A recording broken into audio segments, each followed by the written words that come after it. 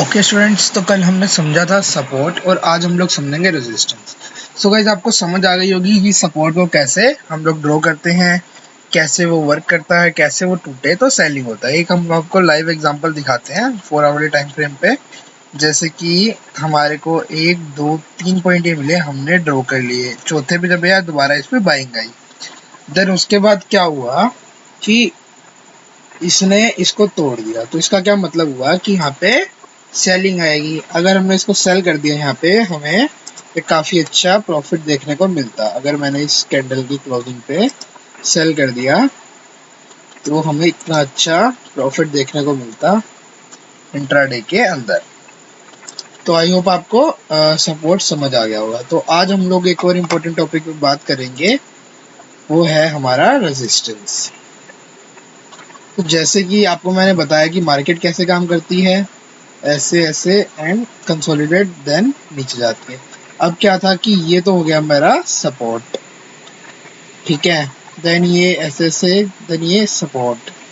अब क्या होता है हमारा रेजिस्टेंस, क्या होता है आज हम लोग ये समझते हैं। कल था लेक्चर 5। ओके, लेक्चर डाल देते हैं।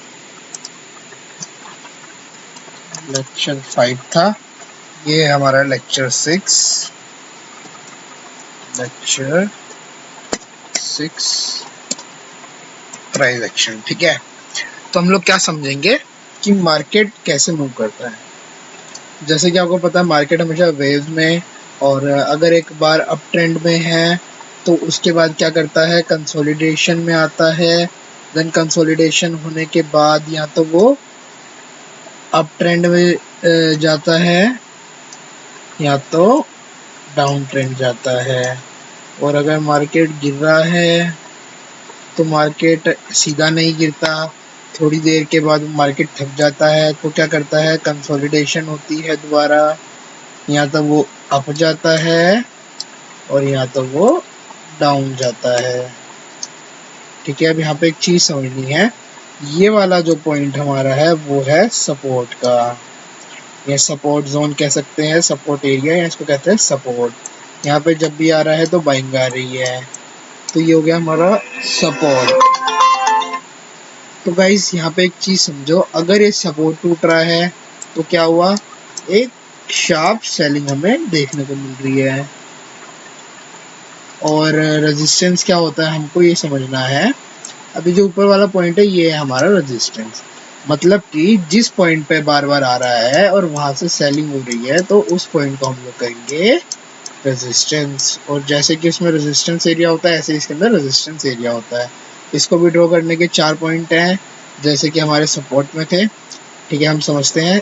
और क्या होता है इसके अंदर एक पॉइंट और, जब भी रेजिस्टेंस तोड़ेगा तो हमें एक बहुत अच्छी बाइंग देखने को मिलेगी, बहुत ही अच्छी बाइंग देखने को मिलेगी, ठीक है। जो एक ट्रेडर होता है वो दोनों तरीके से कमाता है, बाय करके भी सेल करके भी।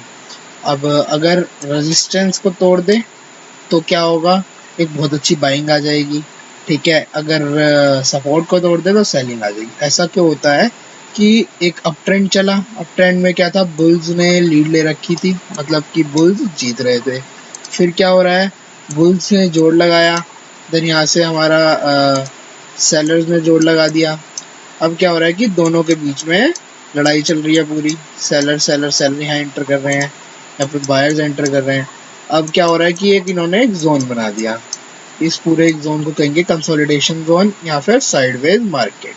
अब साइडवेज मार्केट में बायर्स और सेलर्स जो है पूरी तगड़ी फाइट कर रहे हैं एक दूसरे से। फिर क्या हो रहा है कि एकदम से इस लेवल को तोड़ दिया, इस लेवल को तोड़ दिया, मतलब कि बायर्स ने यहाँ पे बहुत जोर लगाया। एंड उसके बाद क्या हुआ कि ये वाला सपोर्ट टूट गया। इस सपोर्ट को टूटने का क्या मतलब होता है कि बायर्स जीत गए। आई मीन इस रेजिस्टेंस को टूटने का क्या मतलब होता है कि बायर्स जो है जीत गए। लेकिन अगर ये सेलिंग होती है, अगर ये हमारा सपोर्ट टूटता है तो क्या इसका मतलब होता है कि बायर्स हार गए, हमारे सेलर्स जीत गए, ठीक है। मतलब अब डोमिनेशन किसका आ गया, सेलिंग का। और क्या हो गया, ऊपर की तरफ अगर रेजिस्टेंस तोड़ दे, इसको क्या कहेंगे हम लोग, बायर्स का डोमिनेंस आ गया। ऊपर की तरफ तोड़ेगा तो उसको हम लोग कहेंगे ब्रेकआउट। ठीक है, ये बात लिख लेना। ठीक है, हम उसको कहेंगे ब्रेकआउट।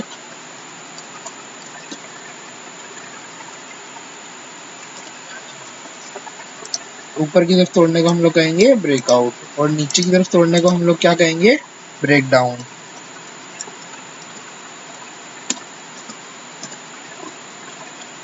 ठीक है, नीचे की तरफ तोड़ने को कहेंगे ब्रेकडाउन। अब अगर हम लोग सिंपल सा एक स्ट्रक्चर समझेंगे मार्केट का, तो हम लोगों को क्या समझ आएगा मार्केट कैसे चलता है हमारा। मार्केट किसी भी साइड में ट्रेंडिंग हो सकता है। हमारे पास दो तरीके की मार्केट होती है, एक होती है ट्रेंडिंग, ठीक है, एक होती है ट्रेंडिंग और दूसरी होती है साइडवेज।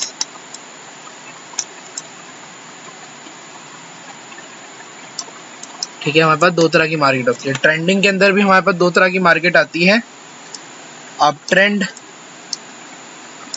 And down trend. अब और एक होती है साइडवेज। साइडवेज होती है जिसके अंदर जो हमारा मार्केट होता है वो किसी भी तरफ मूव नहीं कर रहा होता, वो हमारी इस तरीके से कंसोलिडेशन हो रहा होता है जिसमें सपोर्ट एंड रेजिस्टेंस बनाता है। ठीक है, अब मार्केट का आपको समझ आया होगा किस तरीके से चलता है। अगर हम इसको कंबाइन करते हैं, हमारा मार्केट हमेशा इस तरीके से चलेगा। अगर मार्केट ट्रेंडिंग है मतलब बाइंग साइड में है तो इस तरीके से मार्केट चलेगा एंड बीच में क्या करेगा, कंसोलिडेशन करेगा, देन ऊपर जाएगा। या अगर इसको रिवर्सल देना होगा तो नीचे की तरफ छोड़ देगा। ये आपको कॉन्सेप्ट अच्छे से समझ आ गया होगा। अगर 4 पॉइंट मैं आपको बताऊं दोबारा से कैसे हमको ड्रॉ करना है, तो आप लोग इसी में से ही लिख लीजिए, चैप्टर 5 में से। ठीक है, अभी मैं आपको दिखा देता हूँ क्या क्या पॉइंट हमको लिखने हैं। अगर नहीं हटा दिया तो ठीक है, एक सेकेंड।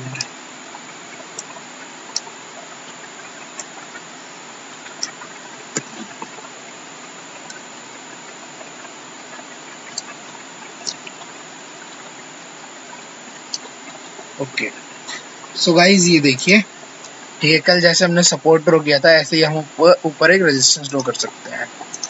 क्या हो गया, ये एक सिंगल लाइन हो गई, सिंगल रेजिस्टेंस। ड्रॉ कैसे होगा, इधर साइड में जाके हमें यहाँ से सिलेक्ट करना है हॉरिजॉन्टल लाइन या हॉरिजॉन्टल रे, दोनों में से आप कुछ भी ड्रॉ कर सकते हैं, या ट्रेंड लाइन भी आप यहाँ पर सिलेक्ट करके जो है इसको ड्रॉ कर सकते हैं। ये हो गया हमारा रेजिस्टेंस पॉइंट। रेजिस्टेंस पॉइंट हमारे पास कौन कौन से आ रहे हैं, ये 2 पॉइंट आए, उनको ड्रॉ किया।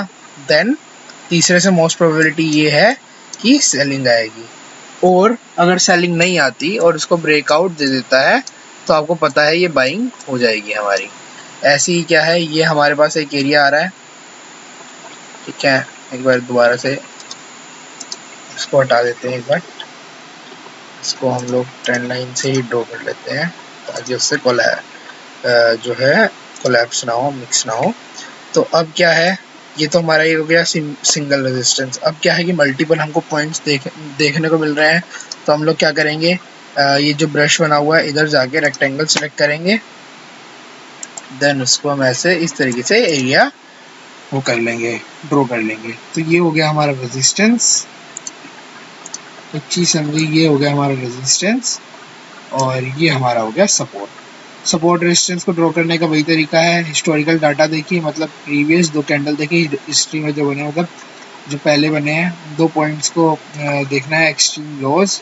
ठीक है, उन 2 पॉइंट्स को फिर मार्क करके फिर उनको कनेक्ट कर लेना।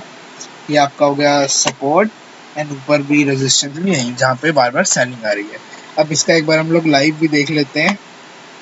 अब जैसे कि एक दिखाता हूँ मैं, USD JPY, ये हमारा क्या है, एक ये हमारा वो है करेंसी है, जापानीज करेंसी, कल भी मैंने आप लोगों को बताया था। तो इसके अंदर हम लोग क्या देख पा रहे हैं कि ये हमारा सपोर्ट है, जब भी इस पे आ रहा है बाइंग आ रही है, तो हमें यहाँ पे 2 तरीके से एक रेजिस्टेंस देखने को मिल रहा है। एक तो हो गया हमारा ये रेजिस्टेंस 0.1, 0.2 एंड 0.3। अब क्या हुआ, जब भी इस पे आया सेलिंग आई, जब भी इस पे आया फिर सेलिंग आई, फिर इस पे आया फिर सेलिंग आई। ठीक है, अब क्या हुआ कि इसने इसको तोड़ दिया, तो क्या हुआ, बाइंग आ गई, तो बाइंग आ गई। फिर उसके बाद वापसी यहाँ से 1 पॉइंट मिल गया हमको सपोर्ट का, देन यहाँ से नीचे गिर गया, फिर इसने सपोर्ट तोड़ा, फिर बट यहाँ पे नीचे गिर गया। मतलब हम इसको एक एरिया भी बना सकते थे दोबारा इस तरीके से, क्योंकि हमें एक मल्टीपल पॉइंट्स मिल गए, यहाँ पे हमें 1-2 पॉइंट देखने को मिल गए, तो इस तरीके से ऊपर की तरफ हमारा रेजिस्टेंस हो जाता है। तो हम बैंक निफ्टी में भी देख लेते हैं। अगर हम लोग देखेंगे इस एरिया को, थोड़ा छोटा टाइम फ्रेम पे ले आते हैं। ठीक है,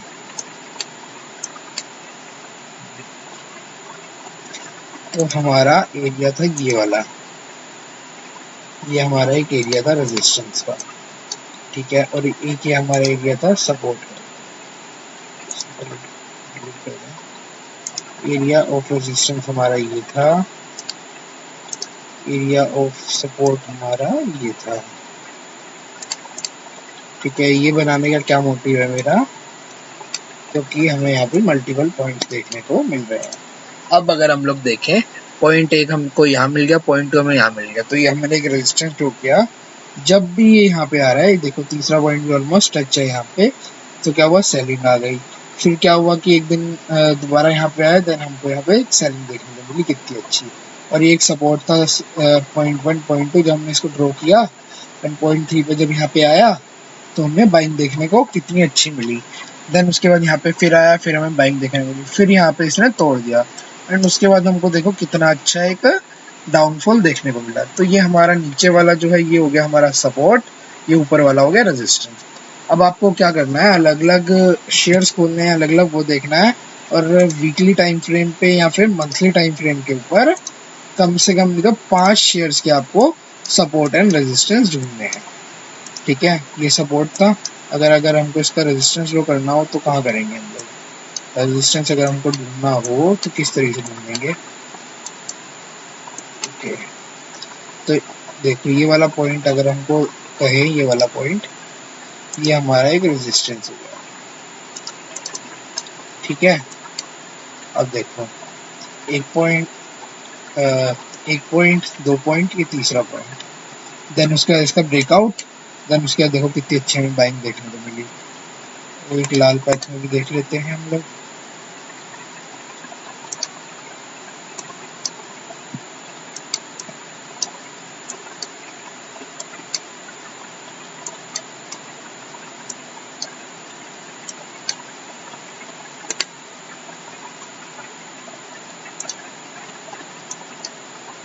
अब ये देखो ये ऊपर वाला जो एरिया है ये हमारे को रेजिस्टेंस देखने को मिल रहा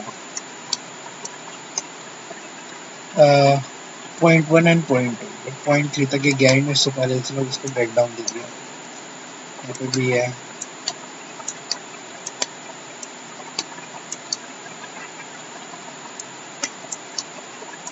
अगर आप इस वाले पॉइंट को भी लो, ये भी एक रेजिस्टेंस है, पॉइंट 1 पॉइंट 2, इसको अगर हमने जोड़ा, देखो पॉइंट 1 पॉइंट 2 एंड इतने सारे पॉइंट हमको देखने को मिल गया। जब भी इस पे आया सेलिंग आई, देन उसके बाद इन्हें ब्रेकआउट देके कितना अच्छा हमको एक ऊपर की तरफ मूवमेंट किया।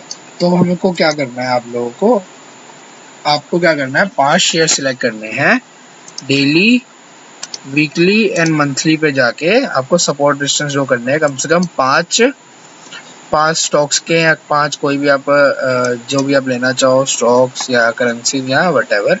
वैसे मैं आपको यही कहूँगा कि स्टॉक्स ही अपने फेवरेट ढूंढिए, उनके सपोर्ट डिस्टेंस ढूंढें और मुझे स्क्रीनशॉट भेजिए। ठीक है, आज की क्लास आपको अच्छे से आई होप समझ आ गई होगी। कोई भी डाउट हो कमेंट कीजिए, मुझे व्हाट्सएप पे मैसेज कीजिए, मैं आपके सारे डाउट क्लियर कर दूँगा।